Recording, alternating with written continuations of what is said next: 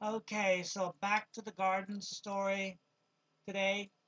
Um, Now my mom, like I said, she really liked her um, seed catalogs. Oh, we could go to the Augusta Co-op Farm Bureau and buy seeds anytime we wanted to. As far as that was concerned, it was ready and available. And we also had the seed company in Harrisonburg. The last time I bought seed there was maybe 5 years ago. I bought a bag of, I had to order these turnip seeds. I ordered a whole 5 pound bag full of them, I think it was. I was going to have a winter crop of turnips because I saw someone had done that one time. And I wanted to see how well it works for me. But this was way down towards the coast, beyond Richmond, somewhere where it was warmer, apparently. I don't know. But I thought it might work here in the mountains. I don't know. But I went there to Wetzel's in Harrisonburg and I ordered my 5 pounds of turnip seeds because they didn't have it in stock. And do you know what? They went out of business and I never got my seed and I never got my money back. I went back to try to get that and they refused to have anything to do with me anymore. Well, I guess they figured I wouldn't take him to court or nothing, which I wouldn't, not over such a small issue. Uh, I wouldn't uh, think that that would be the thing to do, even if it was a little bit more than just a small issue. Um, and so they think that they got you over the barrel if they're gonna go out of business and you only ordered 5 pounds of seed. They feel like, don't worry about it. He's not coming after us, and so we got enough problems without him. He's just a bump on a log. So they probably had a scads of problems of their own that they didn't tell me about, and it wasn't any of my business anyway. So, I mean, I don't really care, but that was really a bad deal. They never even called me or anything to tell me what was going on. It just went out of business. Well, why didn't they tell me they were going to go out of business in the first place? But anyhow, that's the way that was. Um, so, anyways, now, um, when I was talking about the garden seed, my mom's favorite seed catalog was Burr Pea. And she would order something every year out of Burr Pea, even though it was very expensive. She wanted that catalog coming to the house every year, and she was afraid if she did not order something, they would quit sending it to her. My favorite seed catalog was called Gurney's. Oh, that was such an interesting, um, valuable piece of material to me was that Gurney's catalog. I really enjoyed that catalog. There were other catalogs too. There was, I think, one called Thompson's, maybe. Of course, Wetzel's has theirs. And of course, Farm Bureau sent their flyers out. And I just can't remember all the different brand names of garden seed catalogs that came out. There was just lots of them, and I just wanted more of them. And I kept on saying, let's get this one too. And I'd order different uh, garden seed catalogs. Oh, you know what? When I was like 6 and 7 and 8 years old, stamps were very expensive, and yet at the same time, we would now say that it was just like really cheap. Stamps were like 8 cents, 9 cents, 10 cents, even 6 cents. I remember. Um, so I enjoyed mail. Now I don't really like care about mail that much anymore, but I used to send letters to my cousins and aunts and uncles that I did not know well, just because I wanted to get mail. And I would do a lot of that, but I couldn't do a whole lot because 10 cents and 8 cents was hard to find in those days. It was hard to earn 10 cents. to buy a stamp to send somebody a letter. Hopefully they would send me one, but they had just as hard time, I guess, finding 10 cents. If I sent a letter to a cousin I didn't know, why would they send me a letter if it cost them 10 cents to do that? It was hard to find a dime or to earn a dime, especially if they were farmers. They didn't have a means to go out and earn a dime. These kids didn't. So I didn't get very much mail, but occasionally I got something.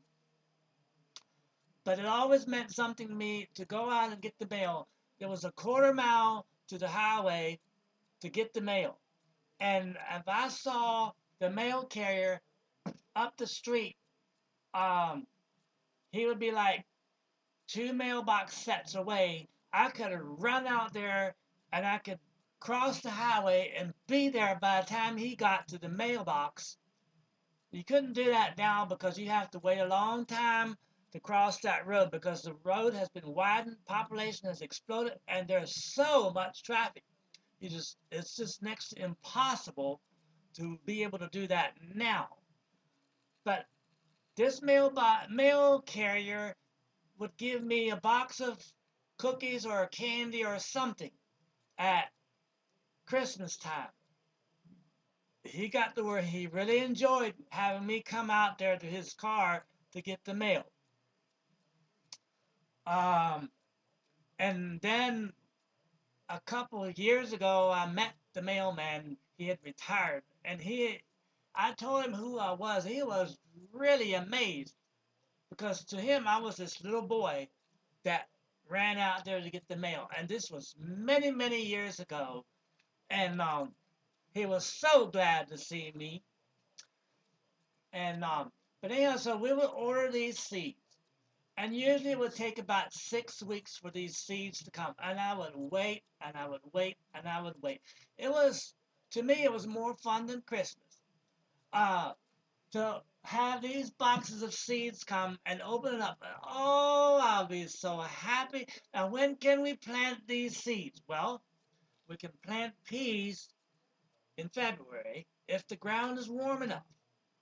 We can also plant radishes, onions, lettuce, and various things like that that's early. We can plant those. But all the rest, the beans and the corn, you have to wait. You just have to be patient. We have to wait until May the 10th because we don't want these things coming up and freezing because frost date is May the 10th and we may not plant them before that. You just have to wait until it's warmer. And the same way with bumblebees. Uh, we have to wait until the bumblebees come out before we go barefoot. It's either got to be 80 degrees or bumblebees, one or the other, because then it was safe to not wear shoes to go out. That was my mom's theory. I don't know where she ever come up with that idea, but that is what she always said. Do not go out without shoes on unless it's either 80 degrees or you see bumblebees. Now, after you have seen the bumblebees for the first time that spring, or it got 80 degrees, it didn't matter how cold it got or whether you saw any bumblebees after that for the rest of the spring. Of course, you'd see them later. But what I'm saying is, if it got colder again after that and you didn't see bumblebees, it was okay to go out there without shoes on. There was no beans about it. But for the first time that spring, you had to have had 80 degrees or a bumblebee. So we were always looking for that bumblebee. After that, of course, we didn't care about the bumblebee. We didn't like bumblebees, but we sure wanted to see that first bumblebee. Oh, we were so happy if we saw a bumblebee or if it got 80 degrees. Or we could watch that thermometer. If it got 80 degrees, take the shoes off. We'd be out there in a flash with no shoes on. It was just like a great big reward of some kind to be able to go out there with no shoes on. And um, so to not wear shoes was like just a glorious thing to us. We were just, that was like we had the world by the tail. So, anyhow, I don't know if other children felt that way about it or not, but it was like a suspense thing, I guess, that we built up to this, that when we saw that bumblebee, now we were free as a bird. So that was our experience. And but then we had slugs to deal with. We did not want to step on a slug because of the stickiness of it.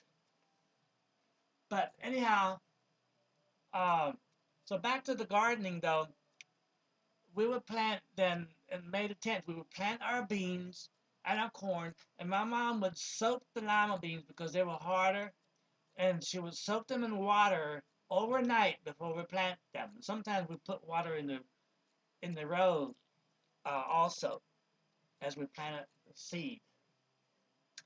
Um, anyhow, I will talk some more about this garden project later.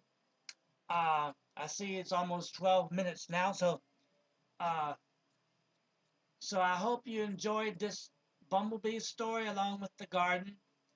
And so I'll talk to you later. Thank you for listening.